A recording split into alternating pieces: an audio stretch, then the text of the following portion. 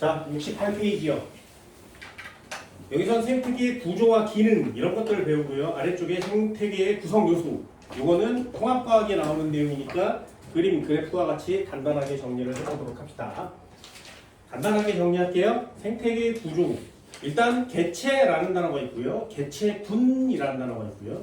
군집, 생태계 이렇게 나와 있습니다.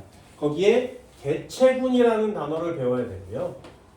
군집이라는 단어를 배우는 게 우리가 배우는 내용이에요.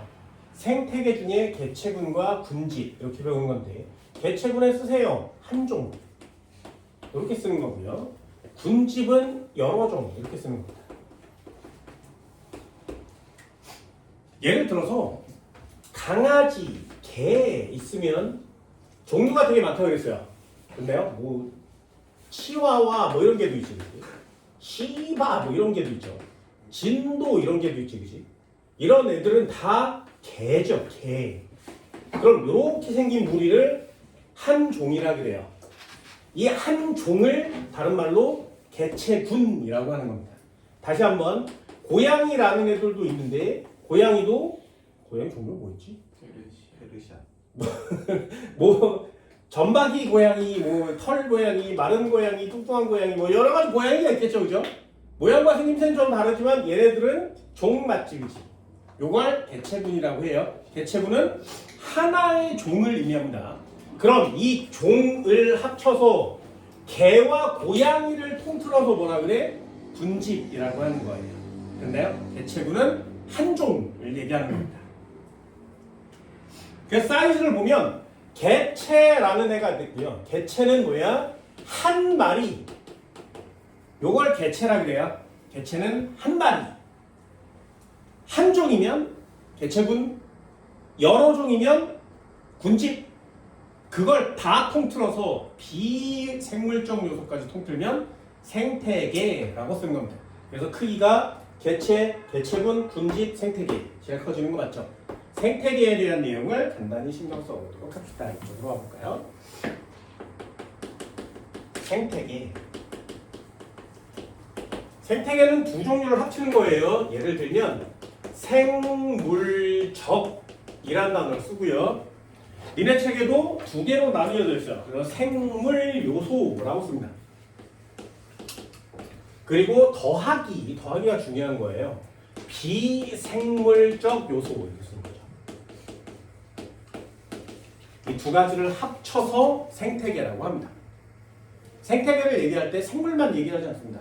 비생물적 요소, 비생물 요소 이것도 생태계에 해당되는 거예요. 합쳐서 생태계라고 합니다. 나눠볼까요? 1번. 생태계는 무엇이니? 생태계는 이렇게 해서 커다란 박스를 하나 그리고요. 이게 생태계라면 요 안에 두 덩어리로 이렇게 나뉘어집니다. 하나는 생물을 얘기하고요. 하나는 비생물을 얘기합니다. 이걸 합쳐서 생태계라고 하고요. 생물 요소는 또 하나, 둘, 세 종류로 나눕니다. 하나는 생산자, 하나는 소비자, 하나는 분해자. 이걸 합쳐서 이렇게 화살표를 이렇게 영향을 끼치면 서로 각각 영향을 미쳐요 라는 뜻이고요. 비생물적 요소는 뭐가 있니? 그 중에 가장 대표적인 게 빛 또는 물 또는 흙, 공기 이런 애들이 있는 거죠. 이걸 비생물 요소라고 합니다. 그럼 생물 요소와 비생물 요소는 별개야? 아니요. 이렇게 영향을 미칠 수도 있고요. 이렇게 영향을 미칠 수도 있죠. 요게 통합과학론이죠.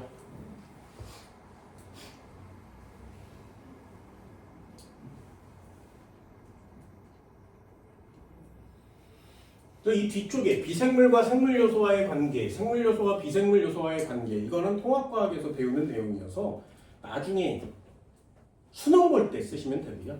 여기 파트에는 그 부분은 많이 생략되어 있습니다. 그럼 이것도 간단하게 정리를 해봅시다. 2번. 생물적 요소는 뭐가 있니? 생물 요소는 세 가지 정도가 있습니다. 1번 생산자 있어요. 생산자는 반드시 체크해야 되는 게 뭐야? 광합성을 하죠. 광합성을 하는 애들을 우리는 생물원에서 생산자라고 표시합니다. 그럼 한국말로 표시하면 광합성을 하는 이유가 뭐야? 스스로 양분을 합성할 수 있습니다. 자기 스스로 양분을 만들 수 있죠. 광합성을 하면. 그래서 양분을 따로 섭취하지 않아도 가만 놔버려 두면 물과 이산화탄소 또는 화학 물질들을 가지고 자기 스스로 양분을 만들 수 있어요. 그래서 영양분을 따로 섭취하지 않아도 저절로 자랄 수 있기 때문에 이런 애들을 다 통틀어서 뭐라고 하냐면 영양분에 대해서 영향을 받지 않습니다. 영양분에 대해서 독립되어 있어요. 이렇게 쓰는 거예요. 얘를 독립영양생물 이렇게 표시해요. 생산자는 독립영양생물입니다. 광합성하는 생명체.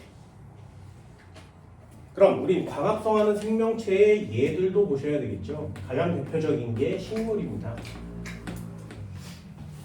1학년 때 들어봤나요? 미역 식물이니?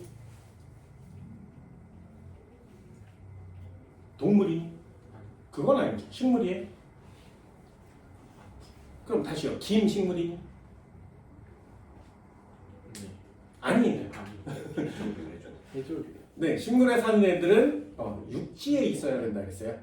기억나시나요? 육지에 사는 애들을 우리는 식물이라고 얘기합니다. 그럼 바닷속에 사는 식물처럼 보이는 애는 그걸 조류라고 하는 거예요. 조류. 선생님, 조류는 닭 아닌가요? 이렇게 얘기할 수도 있어요. 그래서 이 앞쪽에다가 해라는 단어를 써서 헷갈리지 않게 일반 사람들이 사용하는 거죠. 식물성 플랑크톤 역시 조류에 해당됩니다. 식물성 플랑크톤.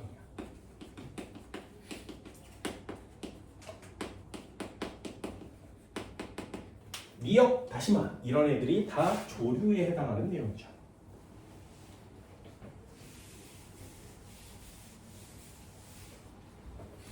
됐죠? 여기서 고등학교 2학년에서만 유독 배우는 단어가 얘예요. 독립영양생물이에요. 그래서 광합성하는 애 독립영양입니다. 두 번째 소비자 있습니다. 소비자 뭐라고? 광합성하지 않아요. 소비자는 광합성하면 안 돼. 그럼 다시 한 칸 내려서 광합성을 못한다는 얘기가 무슨 뜻이야? 스스로 양분 합성을 못하죠.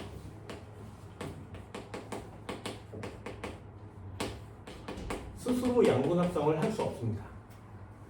그럼 영양분을 먹어야만 살고요. 안 먹으면 죽어요. 그죠? 그러니 이런 애들을 다 통틀어서 뭐라 그래? 영양분에 종속되어 있다 이렇게 쓰는 거예요. 그래서 얘를 종속 영양생물이요 이렇게 표시합니다. 예를 들면 동물들이죠. 동물들.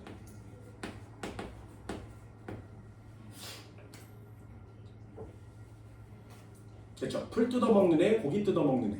우리가 얘기하는 무언가를 잡아먹는 애는 모두 다 소비자에 해당됩니다.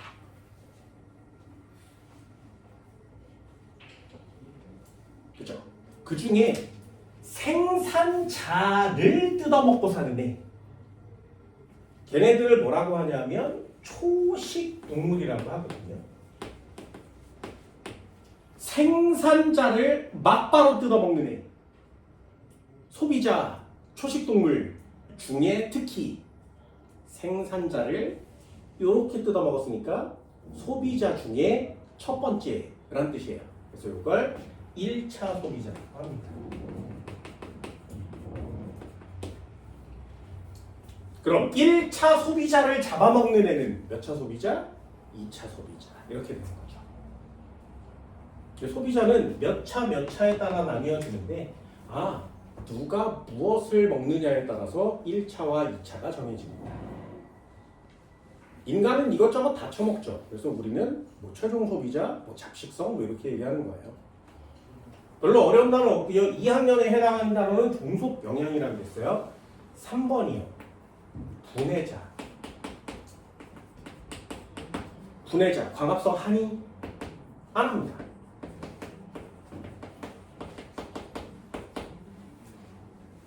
그럼 분해자는 광합성 안 하니까 무슨 생물이라고? 종속 영양 생물이라 그랬어요.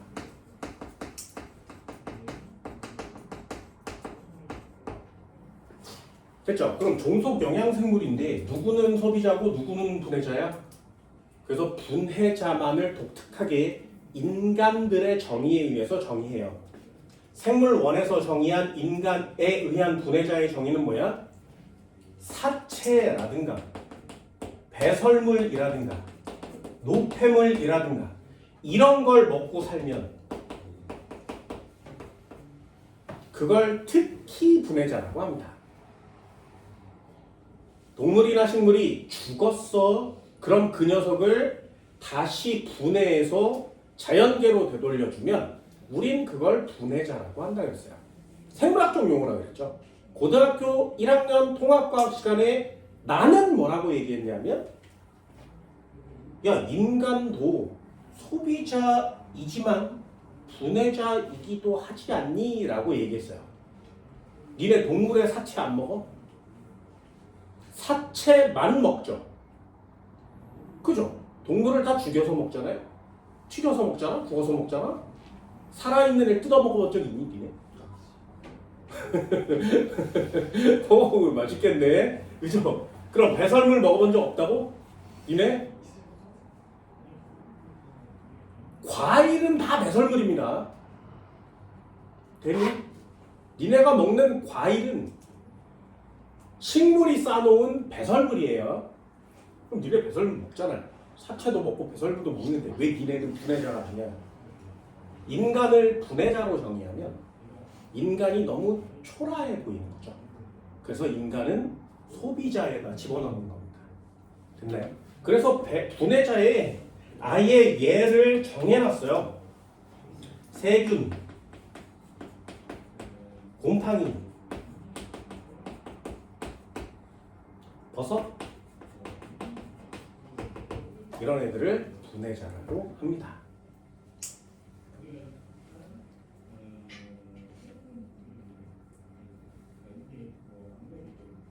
다 뜯어먹죠. 서로 관계가 있으니까요. 그래서 분해자의 세균, 곰팡이, 버섯 이런 것들 좀 체크해 주시고요. 통합과학 시간에는 우리 되게 많이 놀았죠. 니네 뭐 버섯 먹니? 뭐 이런 것부터 시작해서 그지. 버섯은 뭐 호불호니까 가급적이면 안 먹는 걸 추천드립니다. 그렇죠. 곰팡이는 먹니? 이거 안 먹는데 왜 버섯은 먹어? 같은 애인데. 맛있어. 진짜? 무슨 맛이에요, 버섯이? 버섯이 맛있어. 봐요, 버섯이 무슨 맛인지도 모르는데 먹죠. 곰팡이 먹었어요? 곰팡이도 똑같은 애예요. 그게 무슨 말이야? 선생님 저는 돼지고기는 먹는데 삼겹살은 안 먹어요. 뭐 이런 거죠. 네, 그런 거랑 비슷한 내용입니다.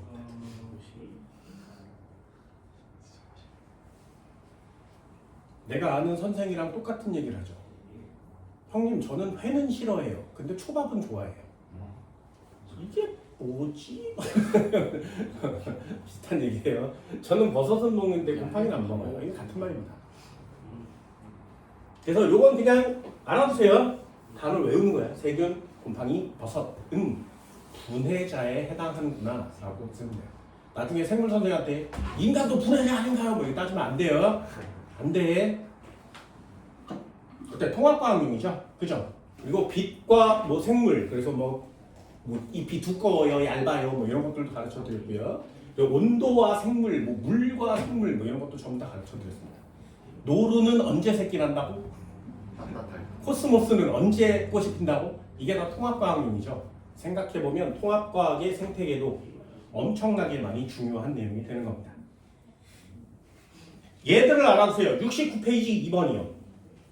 이게 통합과학용이거든요. 수능은 이렇게 출제가 됩니다. 각 예시에 해당하는 관계를 기니 뒤에서 골라 기호로 쓰시오.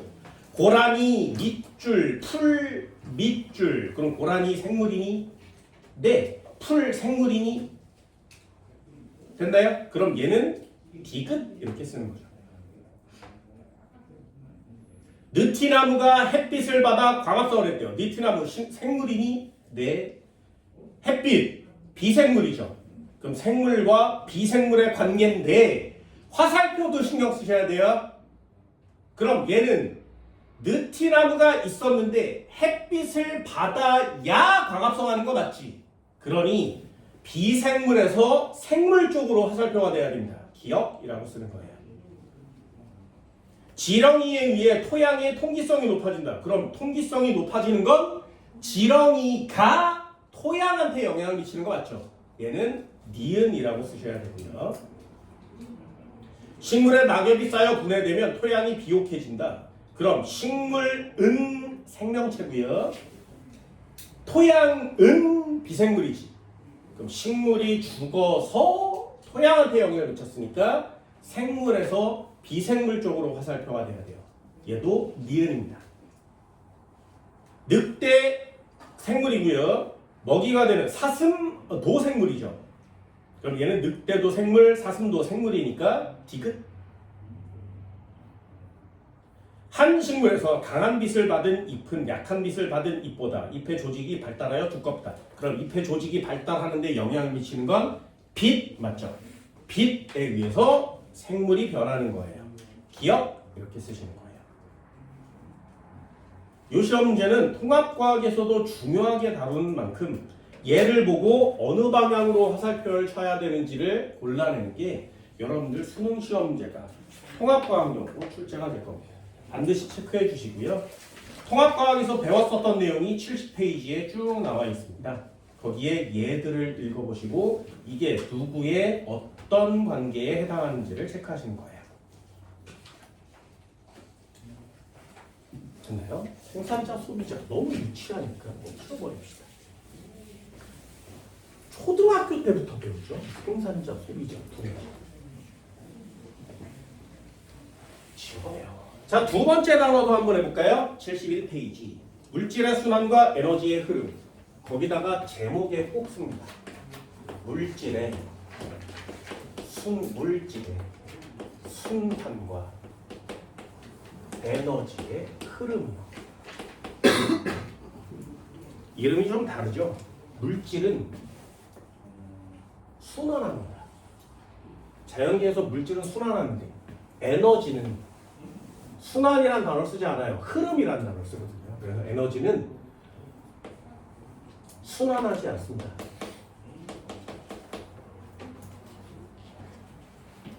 한쪽 방향으로 이동해요.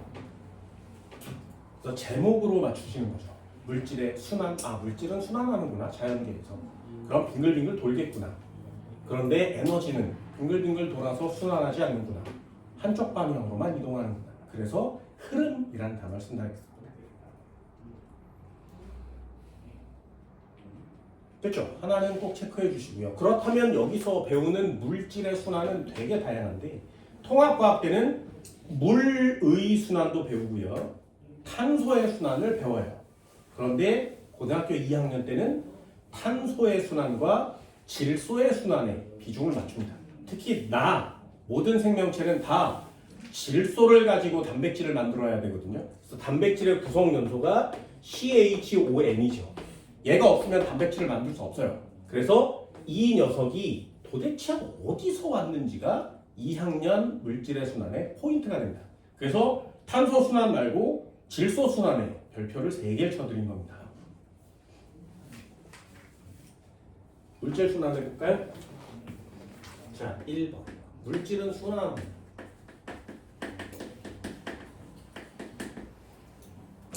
그 중에 1번. 탄소 순환. 탄소 순환은 이렇게 순환고리를 그리지 않을 거고요. 빙글빙글 돌 거예요. 탄소는 자연계에 존재하는 형태를 꼭 보시기 바랍니다.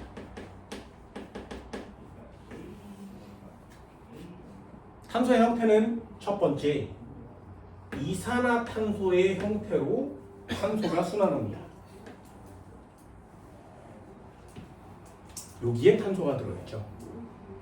그럼 이산화탄소는 어디 들어있다고?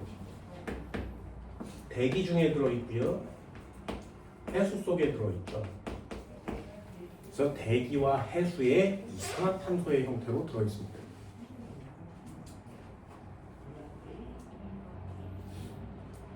두 번째 HCO3 마이너스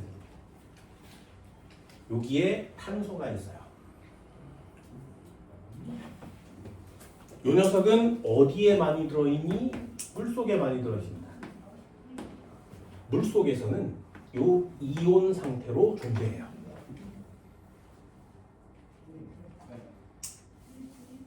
그럼 다시 한번 질문이요.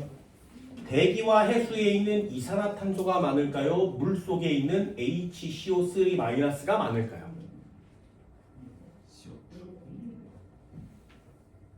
한 번의 기회를 더 드릴게요.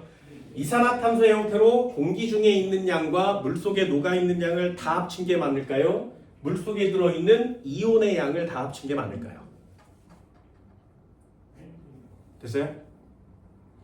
이산화탄소는 화학원을 선행한 사람이 있다면 맞출 수 있어요. 이산화탄소는 무극성이에요. 물에 녹지 않습니다.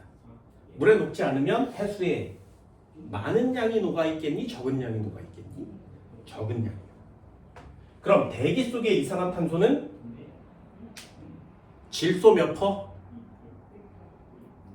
79%, 80%. 산소 몇 퍼? 20%, 21%. 그럼 둘이 합치면 100%. 그럼 이산화탄소 왜 안 쳐? 너무 적어요. 0.03%.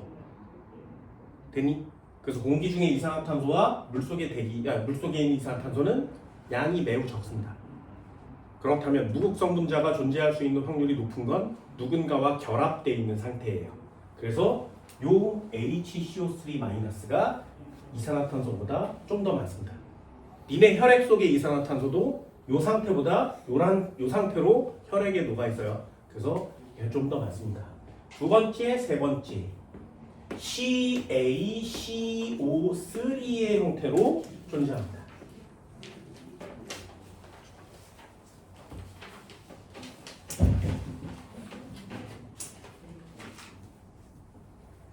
요거 어딨어? 탄산칼슘. 요게 이름이 뭐야?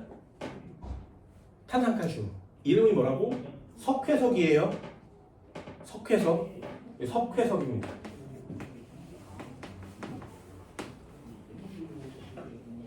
또 하나 조개 껍질이죠. 달걀 껍질이죠. 그런 상태로 지구상에 존재합니다. 그럼 다시 한번 추가가 됐으니 세 개를 물어볼까요? 이산화탄소, HCO3 둘 중에 누가 많다고? 아래 거. 그럼 얘가 많겠니? 아래 CaCO3가 많겠니? 누가 많아? 야, 이온 눈에 보여 안 보여? 돌멩이 보여? 이온 눈에 보여 안 보여? 안 보여요. 조개 껍데기 보이니? 야, 안 보이는 애를 얼마나 뭉쳐야 눈에 보여? 졸라 많이요. 됐어? 우리나라 땅덩어리가 전부 다 석회암이거든요. 그럼 조개 껍데기처럼 보일 만큼도 왕창 모여야 보이지. 그죠? 안 보이는 애를 보이게 만들려면 얼마나 많이 모아야 돼? 그런 녀석을 바위, 돌멩이, 산, 땅 이만큼을 만들려면 얼마나 많이 모아야 돼? 엄청나게 많이 모여야 되는 거 맞죠? 그래서 지구에 존재하는 탄소의 형태 중에 가장 많은 양은 돌멩이의 형태입니다. 됐나요? 얘가 가장 많은 양을 차지해요.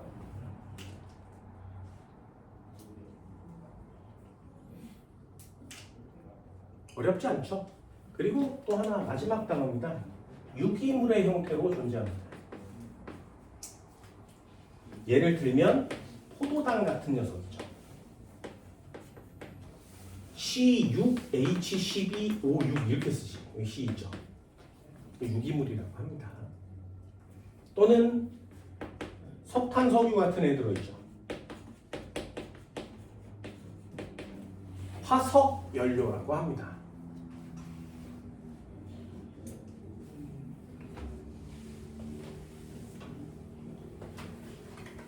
그럼 저것도 상식이 다 끝났으니까 저거는 정리 안 할 거예요. 해볼게요. 잘 보세요. 대기에 이산화탄소가 있는 거 맞지, 그지? 얘를 처먹는 애가 누구야? 아니죠. 먹어요. 그럼 이 녀석은 광합성을 할 겁니다. 되니? 그럼 광합성을 했으니까 포도당을 만들겠지. 됐죠? 그럼 이걸 동물이 뜯어 먹겠지. 됐나요? 그럼 이 포도당을 동물이 먹고 세포호흡을 할 거 아니야? 미토콘드리아가 세포호흡을 하면 물과 이산화탄소로 나뉘어지는 거 맞죠? 그래서 요렇게 빙글빙글 돌죠. 동물이 먹고 세포호흡을 할 거니까. 됐니? 만약에 이 녀석이 땅에 묻히면, 식물이 땅에 묻히면 뭐가 돼? 석탄이 돼요. 동물이 죽어서 땅에 묻히면 뭐가 돼? 석유가 됩니다. 그럼 석탄, 석유 사람들이 꺼내다가 공장에서 태우는 거 맞지? 그럼 다시 이산화탄소가 되죠. 되니? 그럼 이산화탄소로 있다가 또 처먹고 빙글빙글 돌아서 계속 돌아요. 화살표를 한번 볼게요.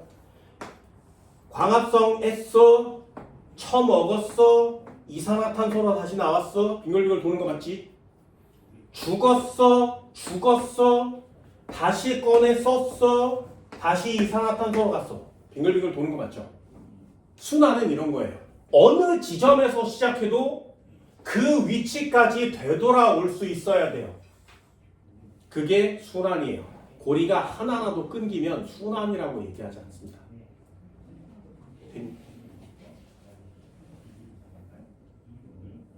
탄소 순환은 어렵지 않게 형태별로 간단히 구별해 주시고요. 지구과학에서도 배웁니다. 두 번째요. 우린 여기다 별표를 쳐드렸어요. 생각보다 많이 배우셔야 됩니다. 이 녀석은 질소 순환이라고 합니다.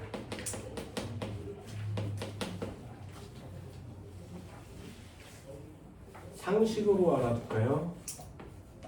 질소는 N2 상식입니다.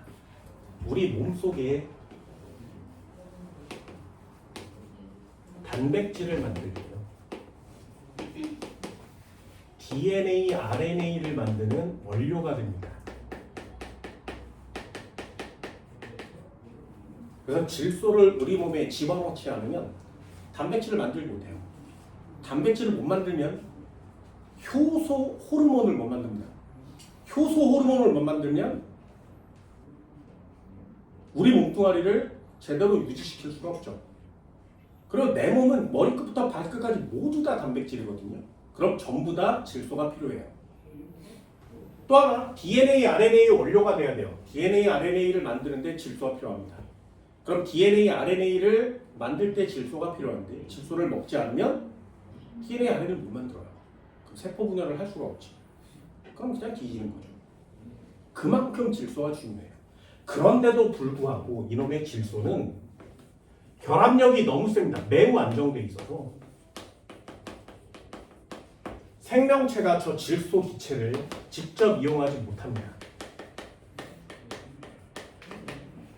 너무나 중요한 원소인데, 그리고 자연계에 너무나 많은데 너무 안정되기 때문에 내가 먹어도 그대로 다시 나가요.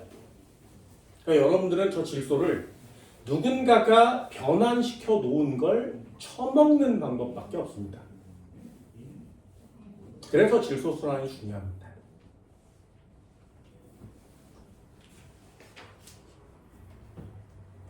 한번 해볼까요? N2.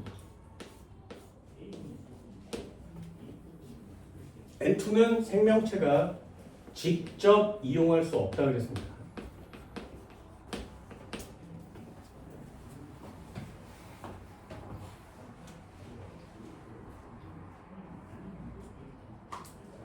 됐죠? 직접 이용할 수 없어요. 그럼 생명체가 이용하려면 어떻게 해? 이 녀석을 이용 가능한 형태로 바꿔야 됩니다. 이용 가능한 형태는 두 종류예요. NH4+. 이렇게 이온 상태가 되면 이용 가능합니다.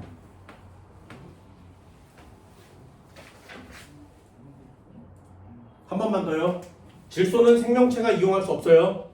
누군가가 얘를 NH4 암모늄 이온으로 만들어주면 얘를 내가 처먹고 아미노산 단백질을 만드는 거예요.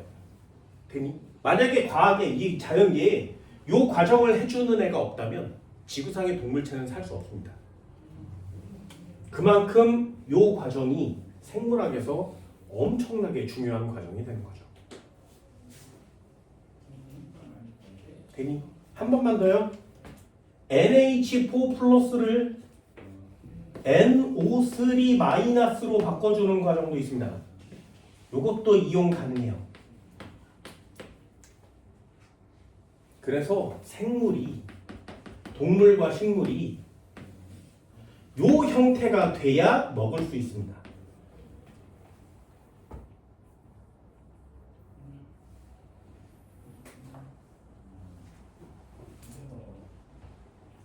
그럼 선생님 이렇게 단계를 거치지 않고 얘로 막바로 올 수는 없나요? 있어요. 이렇게 오는 과정도 있습니다.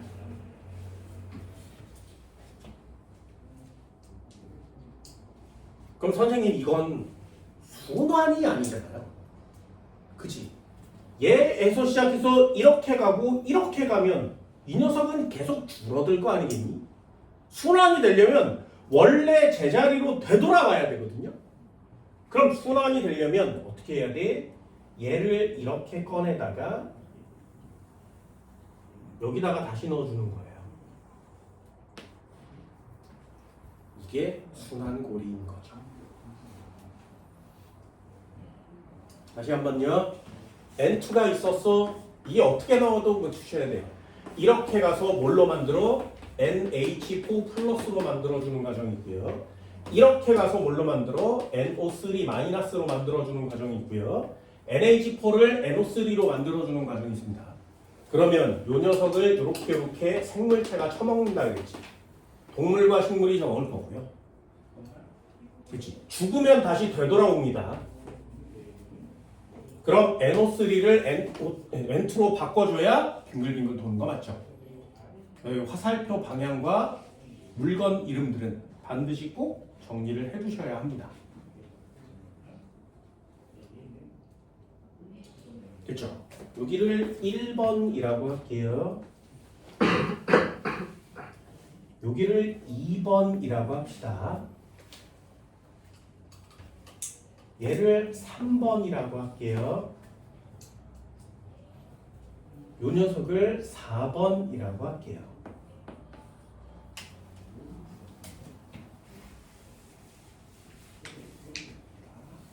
매우 중요합니다. 통째로 다 외우세요. 탄소 버리세요. 괜찮아요. 나오면 틀리세요. 하지만 질소 순환은 틀리지 않습니다. 전부 다 맞추세요. 자, 1번. N2를 NH4+로 만드는 과정입니다. 질소 기체를 암모늄 이온으로 만들어주는 이온이 됐나요? 이 과정 이름을 뭐라고 하냐면 질소 고정이라고 합니다. 질소 고정. 단어 어렵습니다. 질소 고정이 뭐야? N2를 NH4+로 만들어주는 거예요. 이용 가능하지 않은 형태를 이용 가능한 형태로 바꿔주는 거예요. 이걸 질소 고정이라 그래요.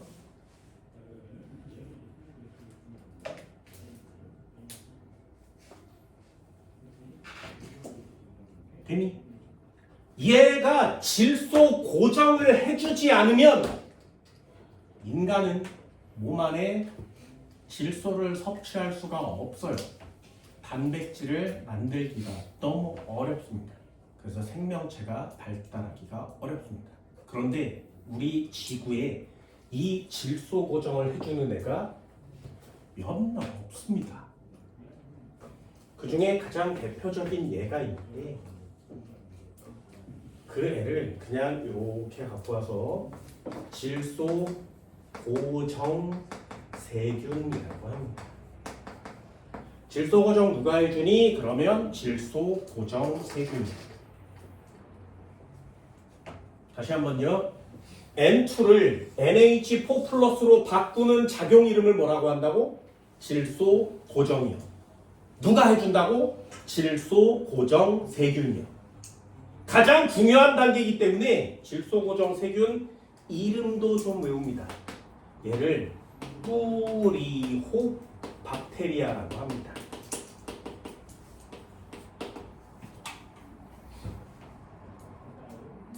콩의 뿌리에서만 삽니다. 얘.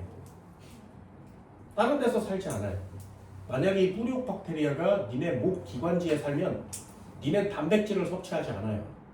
숨만 쉬면 단백질이 생깁니다. 그럼 몸짱 따위, 운동 따위 필요 없죠. 그냥 숨만 쉬면 쑥쑥쑥 자랄 거니까요. 그런데 신은 이 뿌리옥 박테리아를 인간 동물 몸에는 넣지 않았어요. 그리고 식물에도 아무 데서나 자라지 않습니다. 만약에 식물에 아무 데서나 자라면 아무 데나 씨를 뿌리면 아무 데서나 풍년이에요. 모두 다 잘 자랍니다. 그런데 뿌리 중에서도 콩에서만 자라요.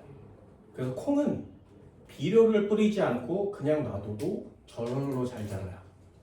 근데 다른 식물들은 질소를 반드시 뿌려줘야 됩니다. 질소도 똑같죠. 직접 이용할 수 없으니까 뿌리로 이용 가능한 형태로 흡수해야 돼요. 그래서 뿌리옥 박테리아가 없는 식물은 질소 비료를 뿌려줘야 잘 자라고요. 뿌리옥 박테리아가 있는 콩은 비료를 줄 필요가 없어요. 아무 데서나 잘 자라니까. 그럼 연구해보면 되잖아. 뿌리옥 박테리아가 뿌리, 콩에서만 자라는 이유를 찾아서 다른 식물의 뿌리에서도 자라게 만들면, 예를 들면 벼, 밀, 보리, 옥수수 이런 데서 자라게 만들면 전 지구의 식량을 해결할 수 있게 된다고 했어요. 하세요, 네. 만약에 저 생물을, 저 질소 고정 세균을 인간 몸에 살게 하면 인간은 단백질을 섭취할 필요가 없어집니다. 동물 몸에 넣으면 동물들도 굉장히 잘 자라겠죠.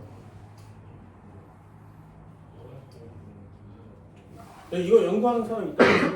그죠? 연구하는 사람 있습니다. 우리과 선배님이 이거 아직도 연구하고 있습니다. 이제 곧 환갑이신 선배님, 아직도 학부생이고요. 아직도 연구 중이에요. 이거 연구가 마무리가 되면 노벨상을 받을 거라고 했습니다. 그래서 내가 가끔 가다가 가서 시험관을 닦아주고 있죠. 시험실 청소를 해주고 있습니다. 만약에 이 아줌마가 노벨상을 받게 되는 순간, 노벨상 3명 주거든요. 논문에 이름 적힌 사람. 거기 맨 마지막에 내 이름을 적어주는 순간 나도 노벨상을 받을 수 있죠. 그럼 뭐 상금은 너 가져. 선배님 가지세요. 그리고 제일 윗대가리엔 교수 이름을 써야 되거든요. 그래서 교수는 아무것도 안 했는데 그냥 교수도 노벨상을 받으니까 나도 아무것도 안 하고 노벨상. 정말 다행스러운 건 이 아줌마 혼자 한다는 거죠. 여럿이서 여럿이 이름을 올리면 되는데 혼자 평생 뿌리옥 박테리아랑 대화하면서 살고 있습니다. 니네 이러고 살 자신 있어요? 쉽지가 않죠, 그죠? 근데 이 연구가 얼마나 위대하고 엄청난 거면 학교에서 돈을 대줘요.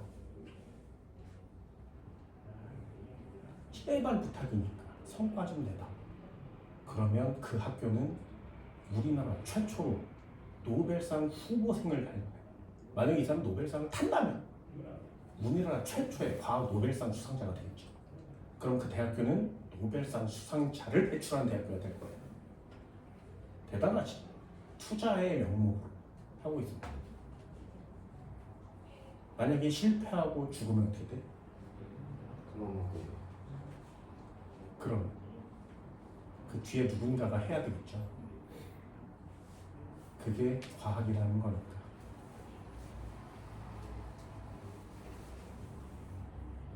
성공했으면 좋겠습니다. 개인적으로. 내 이름을 안 써주더라도 성공했으면 좋겠어요. 뿌리옥박테리아는 그만큼 인간들이 연구했으면 좋겠는 녀석 중에 하나예요. 두 번째도 한번 해볼까요?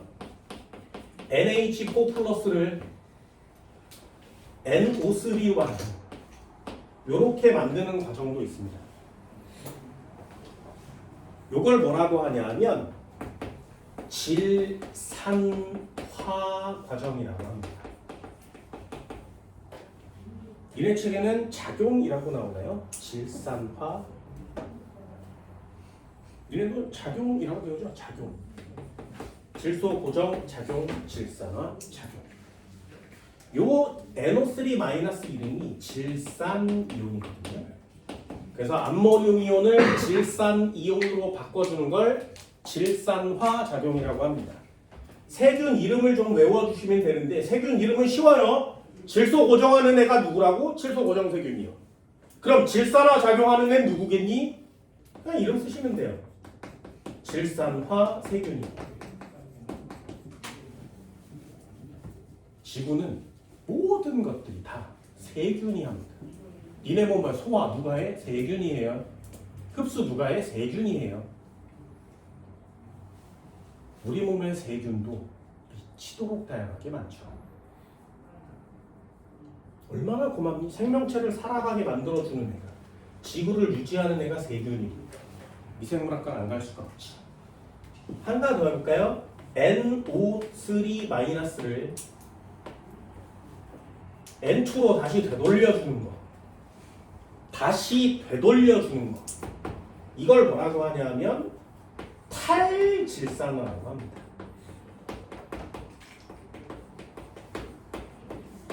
탈질산화. 이제 완성됐니? N2를 NH4 플러스 암모늄 이온으로 바꿔주는 건 질소 고정. 누가 한다고? 질소 고정 세균이. NH4 플러스를 NO3- 바꿔주는 작용을 뭐라고 한다고? 질산화 작용. 누가 한다고? 질산화 세균이. 그럼 NO3-를 N2로 다시 되돌려주는 과정이 있어야 되겠죠. 그래야 순환이 될 거니까. 그 과정을 탈질산화 작용이라고 합니다. 누가 하겠니? 탈질산화. 응!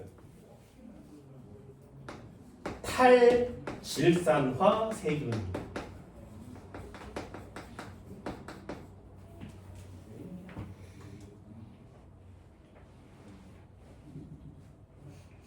되니?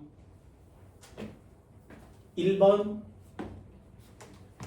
질소 고정이라고 그랬고요. 2번 질산화라고 그랬습니다. 3번 탈질산화고요. 그럼 4번은 뭐야?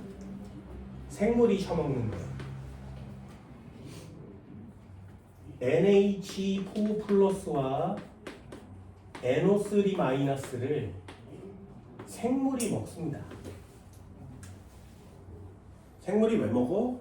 여기 있는 요 질소를 사용해서 저 만들려고 그래요. 아미노산으로 바꿔주고요. 얘로 단백질을 만들 거죠. 요게 4번입니다. NH4 플러스 뿌리옥박테리아가 만들어줬고요. NO3- 탈질 질산화 세균이 만들어줬어요. 그럼 여기에 있으니까 그걸 생물이 먹어요. 왜 먹어? 그 속에 들어있는 질소를 꺼내서 아미노산과 단백질을 합성해내는 거죠. 그래서 내 몸뚱아리를 구성해내는 겁니다. 그럼 이 과정 이름은 무엇이냐? 여러분들도 배웠습니다.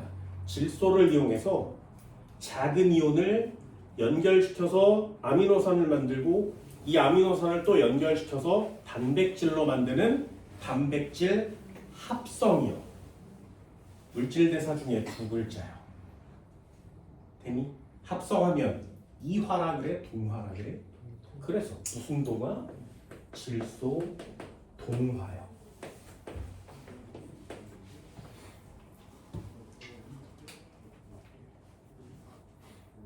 이용 가능한 이온의 형태의 질소를 아미노산, 단백질로 합성해 가는 과정.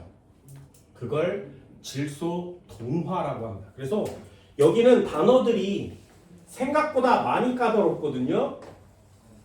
배울 때는 좀 쉬운데 시험 문제가 나오면 굉장히 까다로울 수 있습니다. 그래서 이거 굉장히 까다롭기 전에 꼼꼼하게 좀 공부를 해주시기 바랍니다.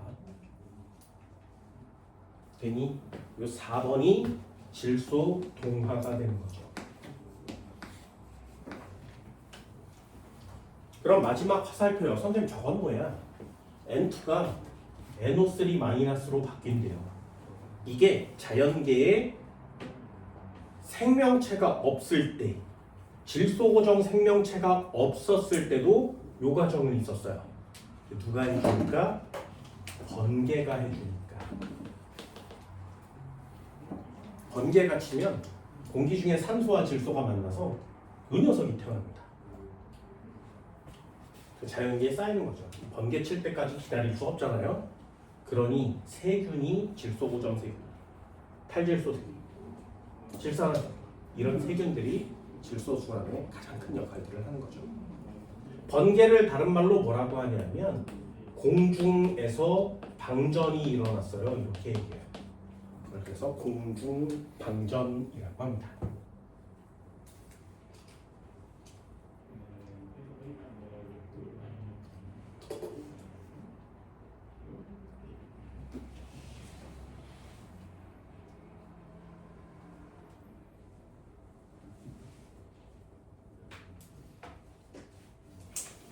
됐나요? 이 정도는 쓸 수 있겠어요? 뒷장 한번 넘겨볼까요? 페이지 79페이지. 자, 79페이지. 잘 보세요. 이름 한번 써볼게요. 대기 중에 N2가 있어서 박스를 치는 거거든요. 이렇게 돌아서 화살표가 여기 꽂힌 거 맞지? 그럼 얘는 NH4 플러스. 요 과정 이름을 뭐라고 한다고? 여기다가 쓰는 거죠. 질소 고정이야. 두 번째, 얘가 이렇게 가서 NO3-로 갔어요. 요 과정 이름이 뭐라고? 질산화 과정이야. 이 과정에 나라고 표시되어 있는 거 맞지? 되니? 그럼 질소 고정이 가가 되고요. 질산화는 나가 되고 이 녀석을 다시 질소로 되돌려주고 있는 곳이 다 과정 맞죠? 우린 이거 이름을 뭐라고 한다고? 탈질산화라고 한다 했어요. 그치? 이름은 쓸 수 있어야 된다. 그걸 못 쓰면 질소 순환을 할 수가 없습니다.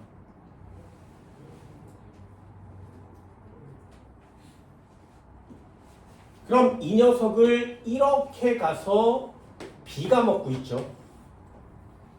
B를 A가 처먹고 있고요.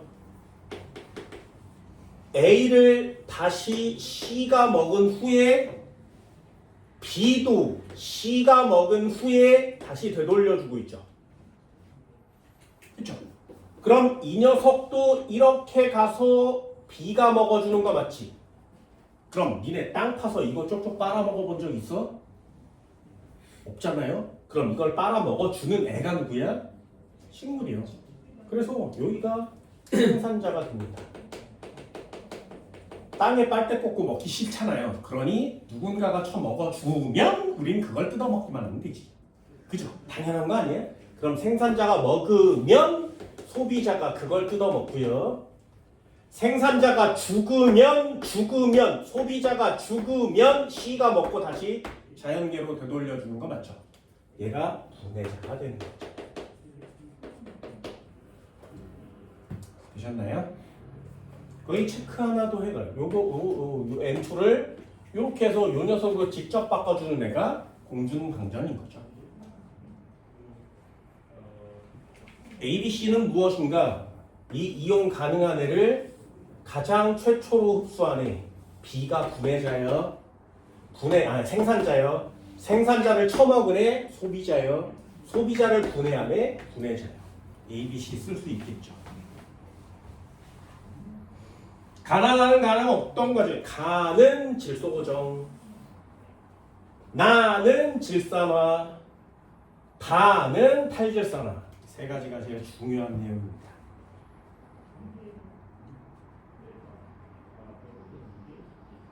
한 번 더 읽어볼까요? 대기 중의 질소 기체는 누구에 의해 암모늄 이온으로 바뀐다고? 질소. 네, 이걸 뭐라고 해? 대기 중의 기체, 질소 기체는 암모늄 이온으로 바뀌는데 이 과정 이름을 쓰세요. 그러면 질소 고정이라고 쓴 거예요. 누가 하는 거니? 그러면 질소 고정 세균이에요. 이렇게 쓰는 겁니다.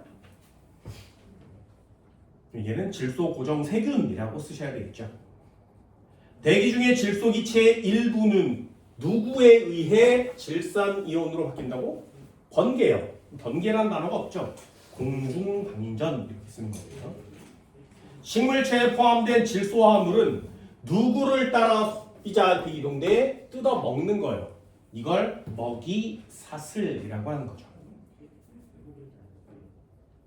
암모늄 이온이 질산 이온으로 바뀌는 과정을 뭐라고 한다고? 질산화. 누가 해? 질산화 세균이야.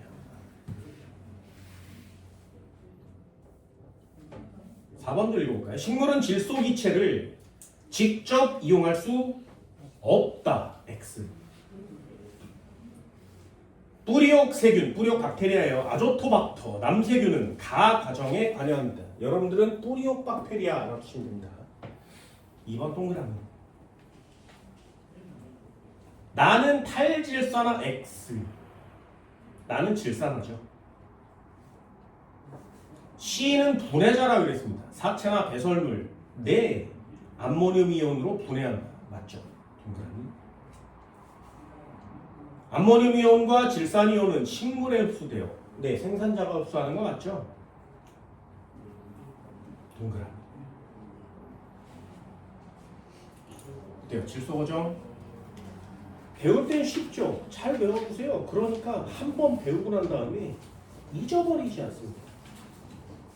한 문제만 더 있어요.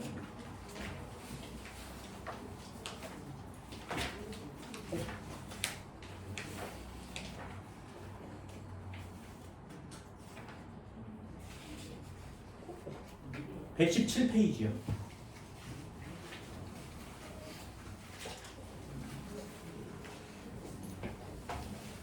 5번. 그냥 순서대로 어떤 그림이 나와도 맞추면 됩니다.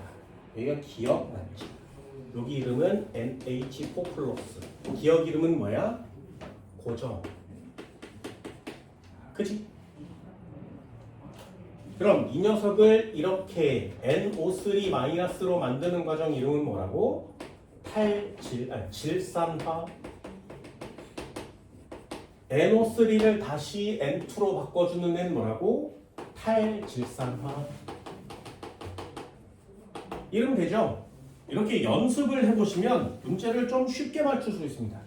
그럼 요 녀석이 디귿 될 거고요. 그럼 N2를 이렇게 바꿔주는 화살표는 이름이 뭐야? 바깥쪽으로 돼 있어야 되겠네. 이렇게 바꿔주는 애 방전이죠. 방전.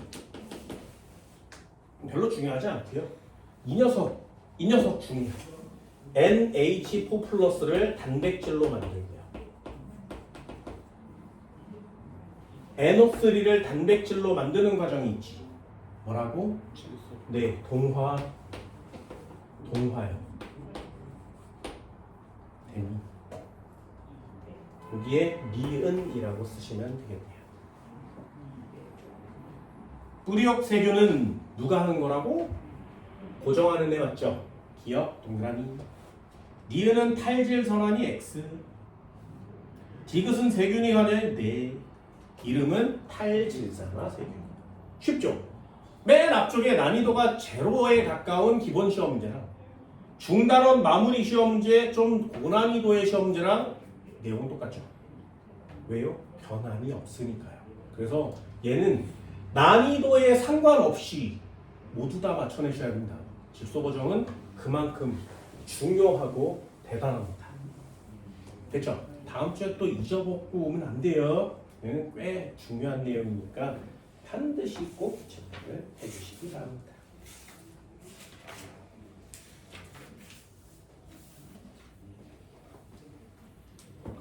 되니? 이 정도는 되나요? 자, 이제 고등학교 2학년 과정이 끝났습니다.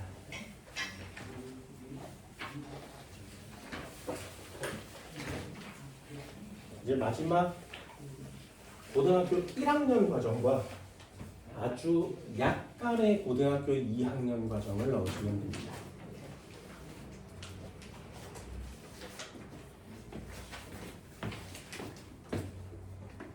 또 한 번 해볼까요? 에너지의 흐름. 아까 얘기한 것처럼 에너지는 순환하지 않습니다. 다시 한번 써볼까요? 한쪽 방향으로만 이동합니다.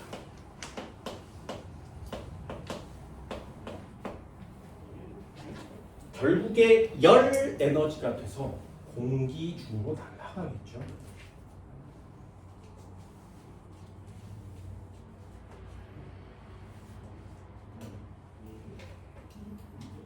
일단 고등학교 1학년 때 배운 내용 한번 해볼까요? 에너지는 한쪽으로 흐른다 그랬어요. 이걸 뭐라고 표시하냐면 이렇게 밑줄을 그어서 생태 피라미드의 개념으로 설명합니다.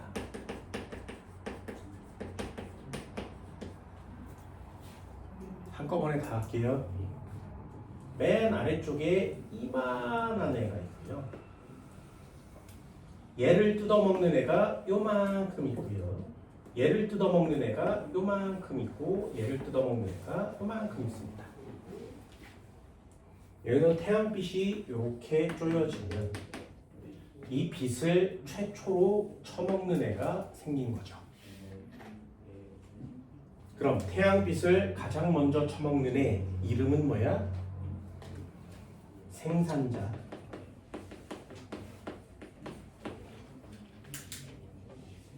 그럼 생산자보다 면적이 좀 좁죠?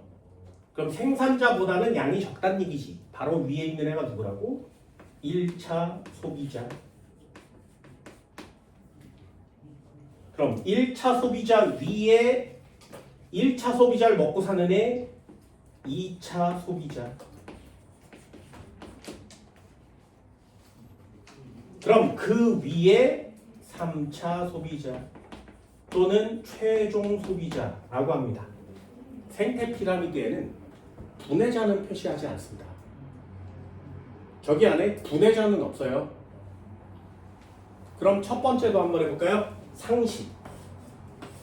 피라미드 모양이 이렇게 위로 생겼다는 얘기는 아래쪽에는 뭐가 많고요. 위쪽으로 갈수록 양이 적어지니까 피라미드 꼬라지를 보이는 거 맞지? 이해됐니? 그러니 먹이 연쇄를 따라서 상위 단계로 갈수록 감소해요. 감소. 그래야 피라미드 모양을 그릴 수 있잖아요. 이해됐어요? 생산자가 이만큼 박스를 차지한다면 1차 소비자는 요만큼 박스를 차지하고요. 얘는 이만큼, 얘는 요만큼을 차지합니다. 무엇이? 그게 중요한 거예요. 피라미드의 구조를 그리려면 반드시 상위 단계로 갈수록 감소해야 됩니다. 이해됐나요? 이것도 그냥 총정리처럼 해요. 위로 올라갈수록 그걸 상위 영양 단계라고 하고요. 양 면적 수가 점점 감소합니다.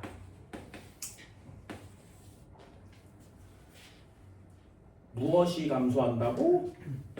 써보면 생물의 양도 감소해요. 이래 토끼가 많겠니? 토끼가 먹는 풀이 많겠니? 됐나요? 지구상의 식물질 다 모으면 가장 많습니다. 생산자가 제일 많은 거죠. 두 번째, 토끼는 풀을 뜯어먹어요. 그럼 거기 있는 풀을 다 뜯어먹겠니? 토끼는 뱉어 뒤지. 그럼 여우는 토끼를 잡아먹거든요. 여우가 거기 있는 토끼를 다 잡아먹죠. 그럼 풀이 많아야 돼? 토끼가 많아야 돼? 여우가 많아야 돼? 이게 순서대로 돼 있어야 피라미드를 보일 거 아니에요. 만약에 여우가 졸라 많아지면 토끼가 멸종하겠죠. 그러면 안 되잖아요. 그래서 생물의 양이 위로 올라갈수록 적어져야 되는 게 맞습니다. 당연하겠죠. 그럼 태양에서 에너지가 직접 오는 게 많겠니? 아니면 뭔가를 요만큼 뜯어먹는 게 많겠니? 그게 얘예요. 그걸 뭐라고 하냐면 에너지의 양이라고 합니다. 식물은 가만히 있어도 태양에서 에너지가 무한정 오죠.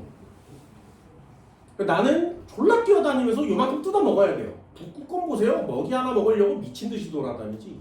그러다가 한 달, 두 달 있다가 물고기 한 마리 처먹으면 그게 걔가 섭취한 에너지의 양인 거죠. 그러니까 에너지는 상위 영양 단계로 갈수록 적은 양을 섭취합니다. 됐죠? 개체수도 마찬가지고요.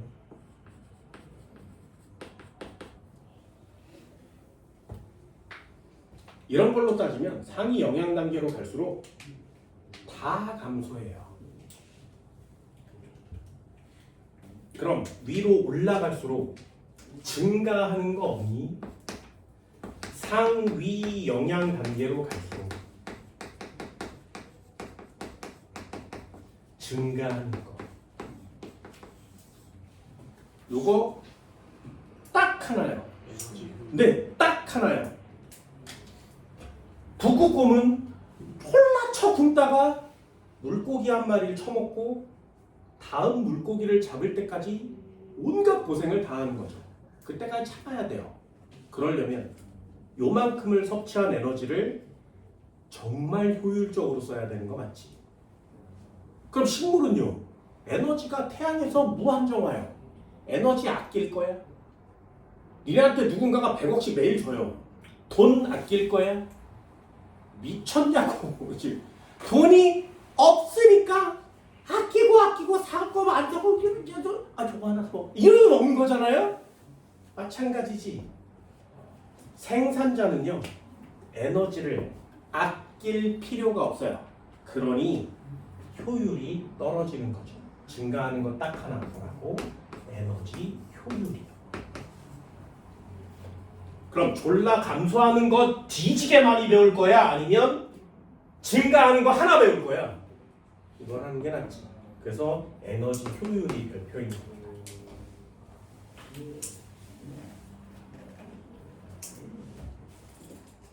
됐나요? 이 정도는 할 수 있겠어요? 이 정도는 할 수 있을까요? 그럼 여기다가 체크 하나 EX. 에너지 효율은 무엇일까요? 에너지 효율은 어떻게 구하는 거냐면 전 단계의 에너지 양 분의 지금 현재 단계의 에너지 양을 합니다. 그리고 곱하기 100을 때리면 에너지의 효율을 구할 수가 있어요. 이건 아주 간단한 수학 문제가 출제되니까 혹시 꼭 체크해 줍니다.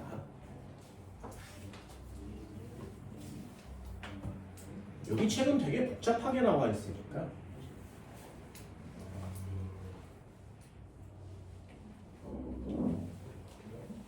해볼까요? 그냥 간단하게 생산자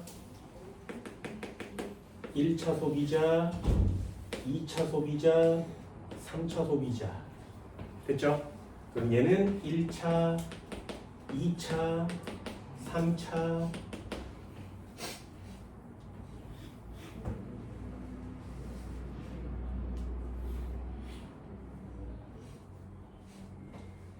이해됐어요? 자, 그럼 생산자의 에너지량을 한번 써볼게요. 얘는 10,000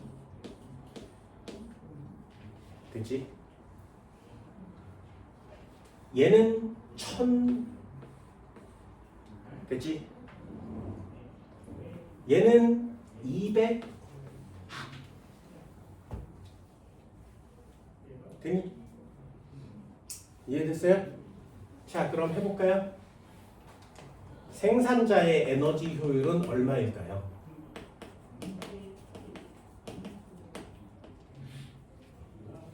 되니? 그럼 위로 점점 올라갈수록 에너지의 값은 작죠. 그래서 피라미드 모양을 그리는 겁니다.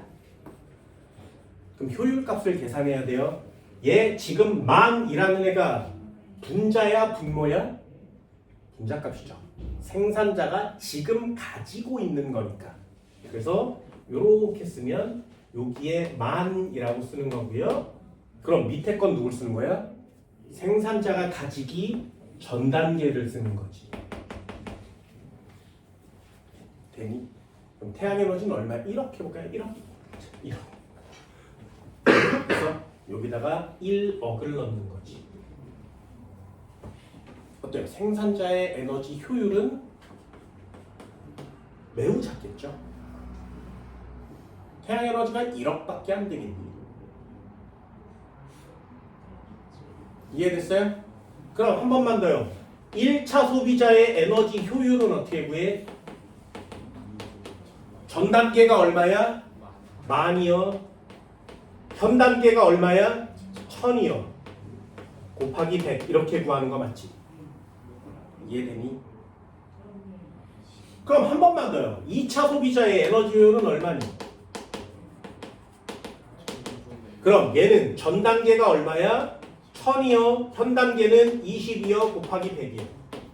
이해됐어요? 200이요. 20이면 너무 작잖아요. 그지? 그러면 요 녀석은 몇 퍼? 그 퍼. 요 녀석은 몇 퍼? 한 10%? 그럼 요 녀석은 몇 퍼? 5분의 1이니까 20%. 얘는 한 20% 정도가 되겠죠? 어때요?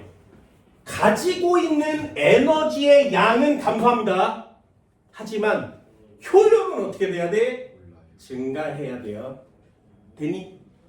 그러면 마지막 단계요. 3차 소비자는 에너지의 양이 얼마면 될까요?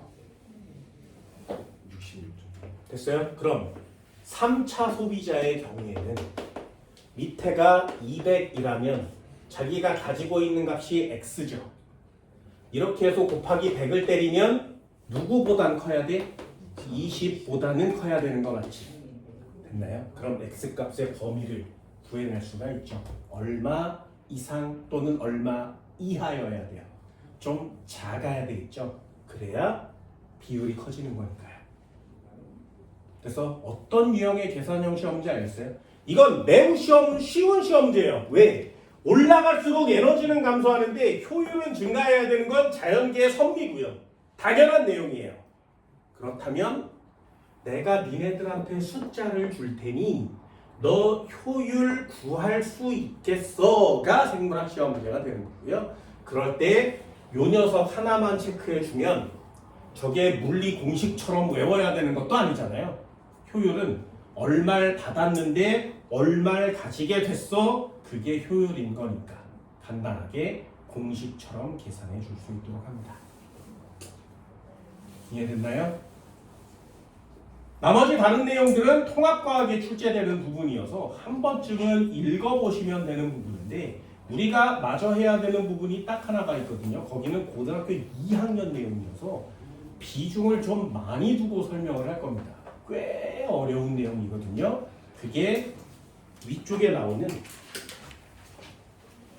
73페이지 생물 분집에서의 유기물 생산과 소비예요. 여기다 별표 3개 쳐드렸죠. 그치? 여기가 굉장히 중요한 내용입니다. 그래서 다음 시간에 요 녀석과 그래프 그리고 뒤쪽에 평형, 개체분 이렇게 진행을 할 수 있도록 할게요. 됐네? 니네들이 해야 되는 게 생각보다 많습니다.